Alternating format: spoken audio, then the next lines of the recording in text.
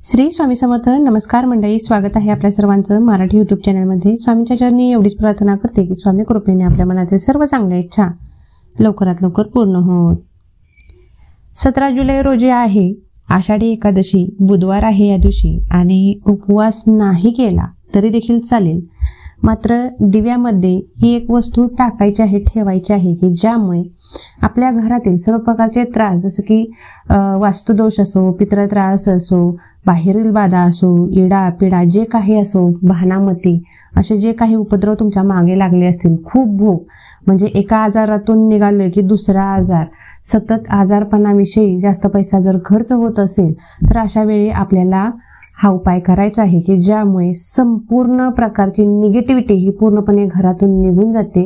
व्यक्तीला जर एखाद्याची नजर बाधा, इडापिडा, भानामती असं काही जरी झालं असेल तरी ते देखील निघून जातं. घराला जर एखाद्याची नजर लागलेली असेल आणि त्यामुळे प्रत्येक काम होता होता म्हणजे ज्यावेळी आपल्याला असं वाटतं की आता माझं काम पूर्ण होणार आहे, अशा वेळी काहीतरी असं घडतं की ज्यामुळे होत्याचं नव्हतं होतं, म्हणजेच काय तर आपलं काम हे अपूर्ण राहतं. केलेल्या कामामध्ये कधीही यश भेटत नाही. असं जर सतत वारंवार तुमच्यासोबत होत असेल की केलेल्या कष्टाचं चीज होत नसेल, केलेल्या कामाला यश भेटत नसेल, तर आपल्याला अशा असंख्य ज्या काही तुमच्या कठीण इच्छा असतील त्या सर्वच्या सर्व इच्छा पूर्ण होण्यासाठी मदत होणार आहे या फक्त एका दिव्यामुळे. आपल्याला फक्त हा एक दिवा काहीही झालं तरी आषाढी एकादशीला लावायचा आहे आणि प्रयत्न करायचा आहे की हा जो दिवा आहे तो 24 तास प्रज्वलित राहील असा, की ज्यामुळे आपल्या घरातील, आपल्या अवतीभोवतीची आणि आपल्या घरातील प्रत्येकाची निगेटिव्हिटी, नजरबाधा, इडापिडा ही पूर्णपणे नाहीशी होऊन घरामध्ये एक सकारात्मक वातावरण निर्माण होतं या उपायामुळे. आता हा उपाय जर तुम्ही 21 दिवस केला तर सोन्याहून पिवळं. मात्र जरी काही कारणास्तव नाही जमला तुम्हाला एवढे दिवस, तर कमीत कमी आषाढी एकादशीला तरी नक्कीच करा. तुम्हाला पुढची एकादशी येईपर्यंत अनुभव हे अप्रतिम येणार आहेत. पुढच्या एकादशीला देखील तुम्ही अशाच प्रकारे एक दिवा लावायचा आहे. आता हा जो दिवा आहे तो प्रत्येक आषाढी एकादशीपासून सुरुवात करायची आहे, मात्र प्रत्येक एकादशीला लावणं गरजेचं आहे. रोजच्या रोज तुम्ही हा उपाय करणार असाल तर सलग 41 दिवस, 28 दिवस, 21 दिवस अशा पद्धतीने तुम्ही लावू शकता, किंवा आषाढी एकादशीपासून कार्तिक एकादशीपर्यंत याप्रमाणे आपल्याला चतुर्मासामध्ये हा दिवा लावायचा असतो, की ज्यामुळे घरातील इडा पिडा, बंधनं, नजरबाधा, वास्तुदोष, पितृदोष हे सर्व नाहीसे होतात.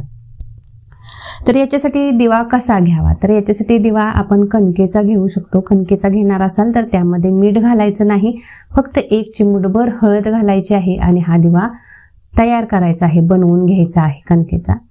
जर मातीची पंती वापरणार असाल तर तरी देखील चालेल, मात्र जर कणकेचा दिवा घेतला तर तुम्हाला जास्त चांगल्या प्रतीचा अनुभवायला भेटत असतो. याच्यासाठी आपल्याला कणकेचा दिवा घेण्याचा प्रयत्न करायचा आहे. आता हा दिवा घेतल्यानंतर आपल्याला 2 कापसाच्या लांब वाती एकत्र करून नंतर त्याची एक वात बनवून घ्यायची आहे. ही वात बनवून झाल्यानंतर या वातीला थोडंसं कुंकू किंवा लाल चंदन लावून घ्यायचं आहे. हे लावून घेतलं की ही जी वात आहे ती दिव्यामध्ये ठेवायची आहे.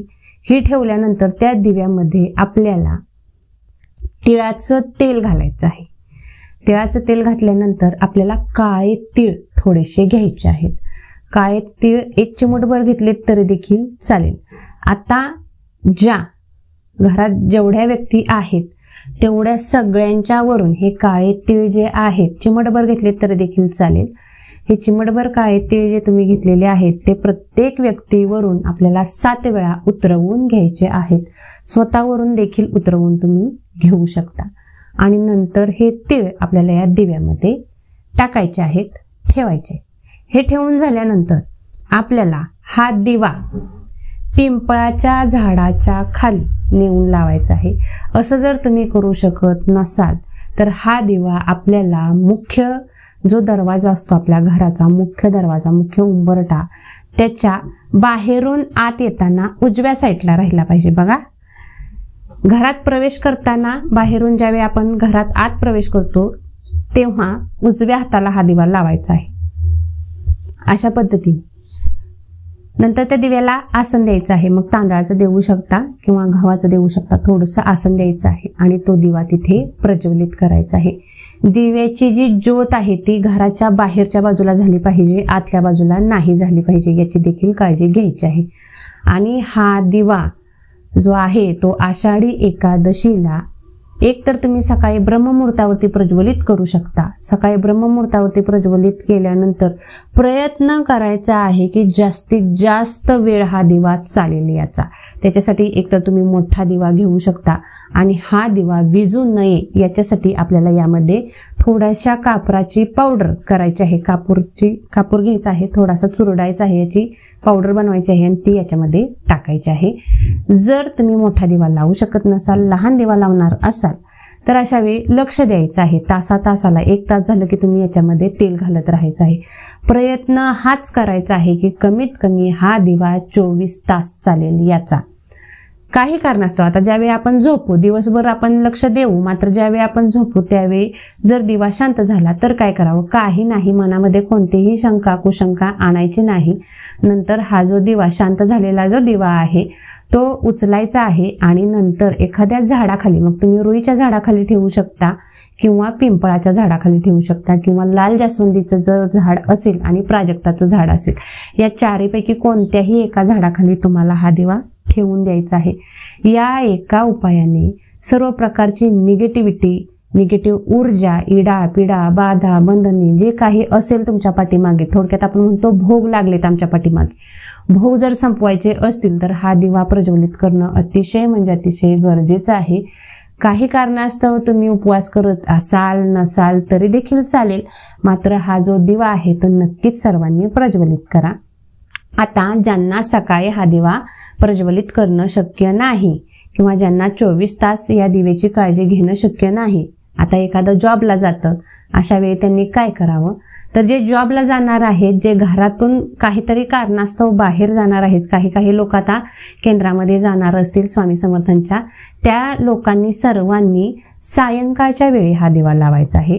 संध्याकाळी 6 ते 7 वाजेपर्यंत ही जी वेळ आहे त्या वेळेमध्ये आपण हा दिवा प्रज्वलित करायचा आहे अशाच पद्धतीने.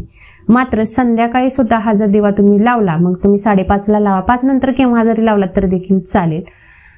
5 नंतर हा दिवा लावला की प्रयत्न करायचा आहे रात्री 12 पर्यंत हा दिवा जसाच्या तसा चालू राहिलाच पाहिजे, याची काळजी आपल्याला घेणं गरजेचं आहे.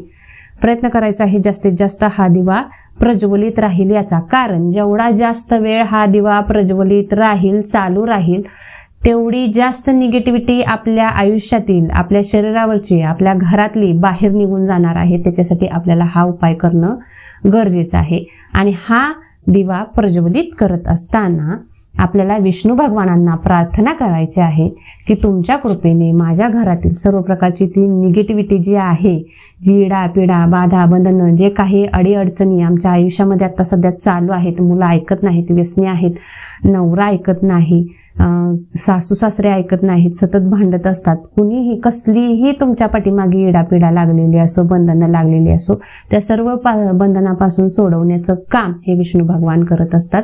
आषाढी एकादशीला हा उपाय सर्वांनी करा. करत असताना मनापासून विष्णू भगवानांना हाक मारून हा दिवा प्रज्वलित करा. नक्कीच तुमची पुढची एकादशी येईपर्यंत तुमच्या आयुष्यातील 25% अडचणी या मार्गी लागलेल्या असतील, संपलेल्या असतील.